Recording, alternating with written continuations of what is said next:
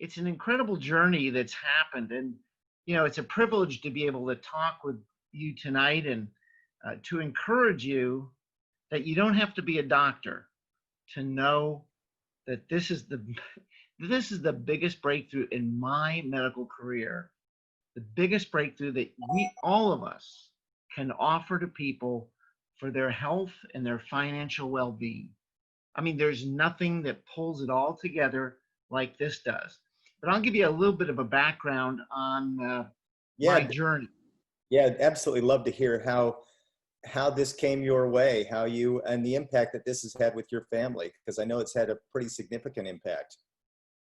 It sure has, Bart. I was cruising along, trained at UNC Chapel Hill, for those that like basketball particularly, the Tar Heels, traded for another shade of blue, Duke University for medical school. And I set up my practice here in Rocky Mount. It's a faith-based practice.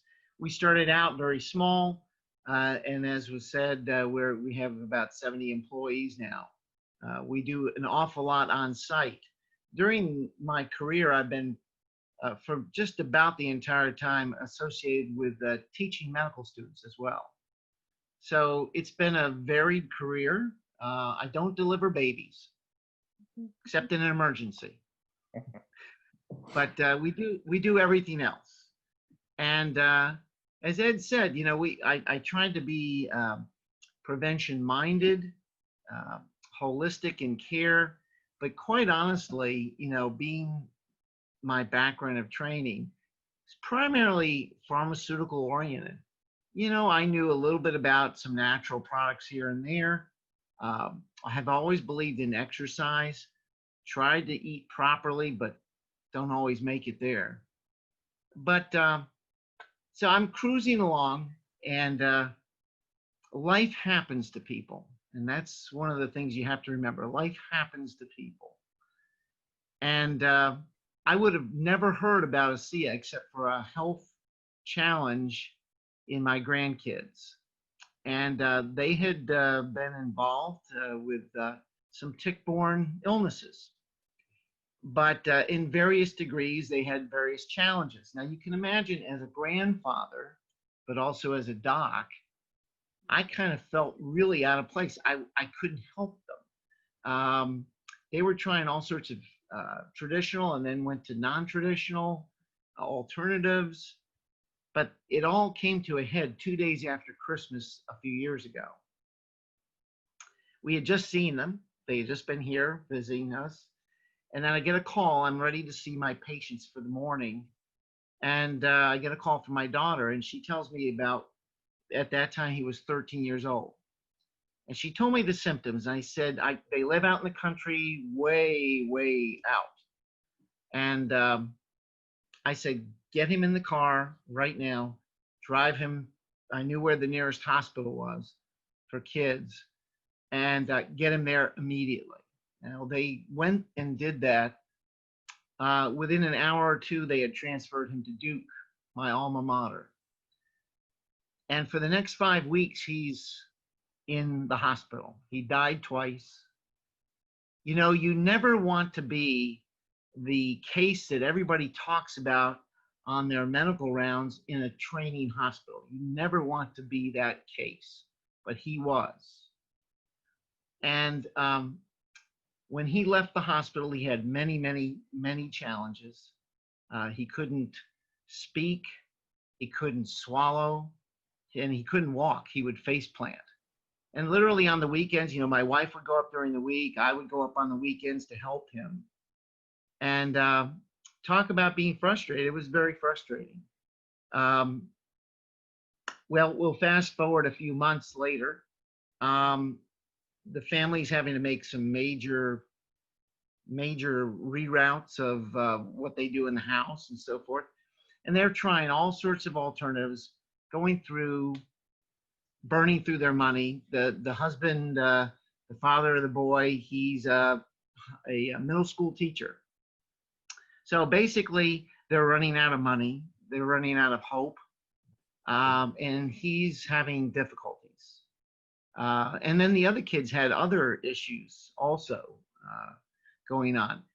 A friend in high school, and this is how important it is for all of you to understand this.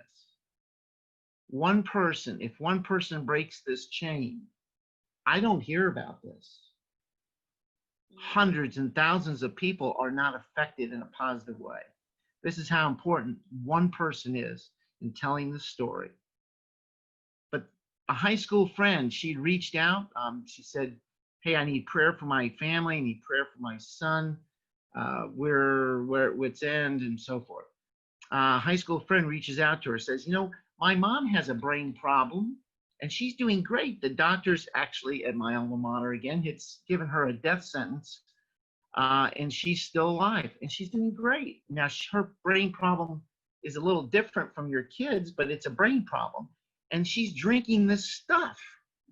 And we think that this is what's keeping her alive and thriving.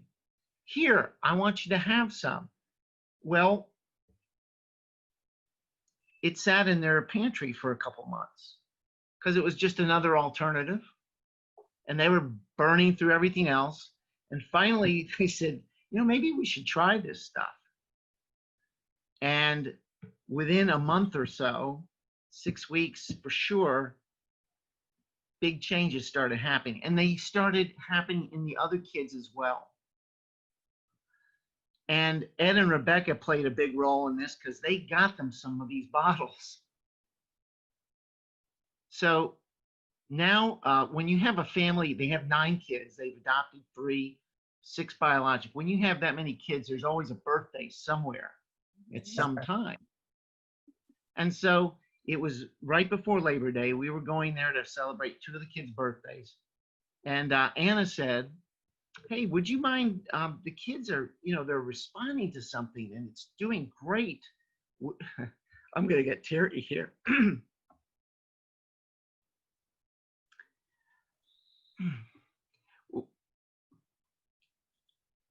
Would you mind hearing about it? And I said, well, why should I worry about, you know, why should I mind hearing about this?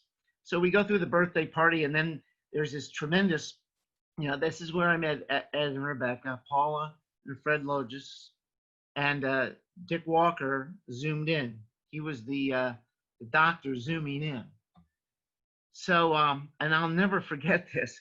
You know, they're talking about all this stuff, and I'm listening to it, and they keep mentioning redox signaling molecules, and I'm thinking, you know, I know about one paragraph from my training, which was many years ago, about redox signaling, you know, about radicals and so forth. And all the explosion in this has occurred in the last 15 years or so. And so I'm busy in a practice. I don't have time to be doing basic science research.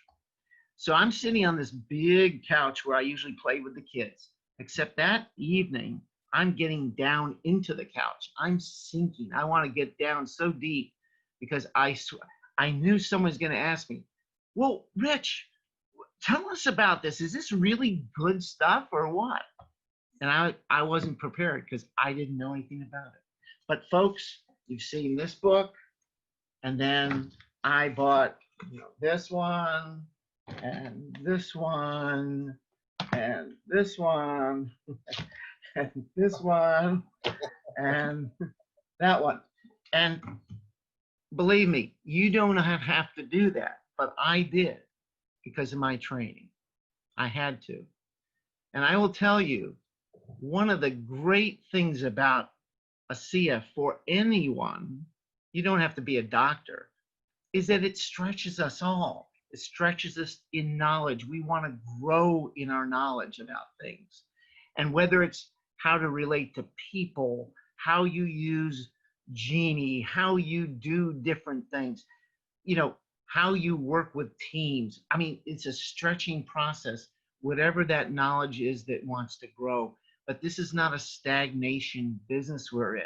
That's exciting. Now, for me as a physician, it's doubly exciting because it got me looking into something that I didn't know about these molecules. Well, I will tell you folks, this is so amazing what we have This company, we're blessed beyond our knowledge, because what we have is uh, unique. It touches every cell in our body. I can tell you, I've seen it work in many, many, many circumstances. And it's amazing. So my journey has been punctuated by that. Now, you're wondering how this young man is doing. Well, he's running races. The only kid that can beat him is his older brother, who's going to be probably, I think, an ASEA athlete one day. Wow. That's College coaches are looking at his brother. He's beating adults in races, but the boy that was so severely impacted, he can't quite beat this older brother in races. wow, But that's a pretty big he's change. back. Yeah. And my daughter would say this: ASEA has given her back her family. Wow. Going from face plants to winning races is a pretty big difference. How, Exactly. oh my goodness. That is such an impressive story. What's one of the things you mentioned that really struck me is the fact that you talked about that chain of communication. So had somebody not said something along the way, then your family could potentially still be very much suffering. So that to me really stuck out, because that's really what we're here for, to take this cause to the world, help people. So yeah, amazing story. Thank you. And kudos to you for being open-minded enough to really grab a hold of this and to do your research and to say, I need to know about this. There must have been a little bit of a interesting transition in your mind to say, whoa, I need to I need to learn. Yeah. In fact, I kind of felt like Saul of Tarsus. I took a sabbatical for a little while and had to go do this research. And then finally I said, I better start telling people about this.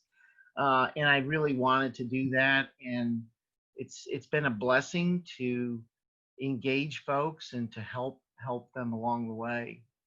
How big do you see this breakthrough? I mean, all the years at medical school and now all the research, all those books that you've read and gone through, your experience you've seen with your own family, how significant is this stabilizing of these molecules in your mind?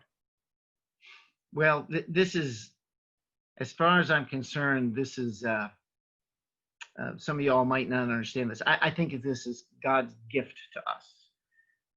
The means and the modality to have actually found this, stabilized it, and to move forward with it is absolutely breakthrough. It's game changing. This is a game changer. Whatever sport you're in, there can always be a play that just absolutely turns it on its head. And this is it for us. This is it in terms of my lifetime. This is going to be it.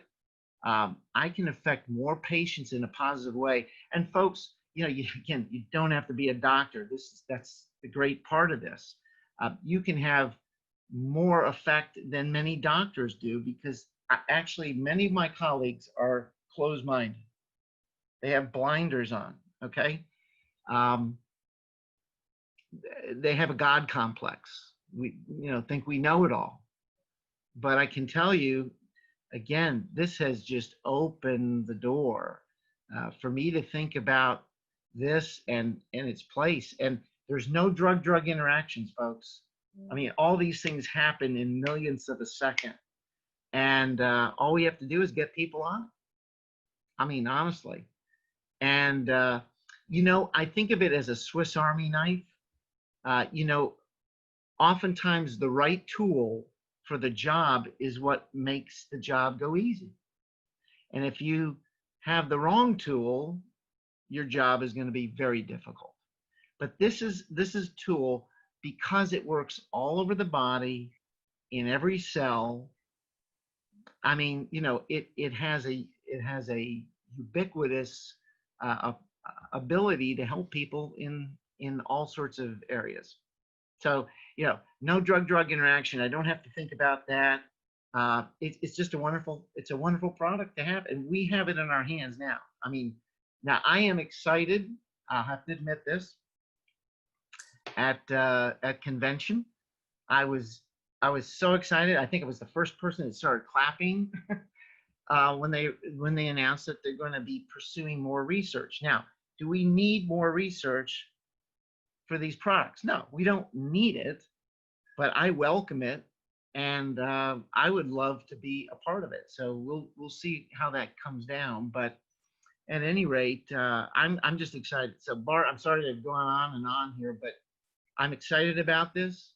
Uh, it's literally giving me a chance to give hope where people have lost hope medically and where I am frustrated. You know, doctors can be frustrated because we sometimes know we don't have an alternative.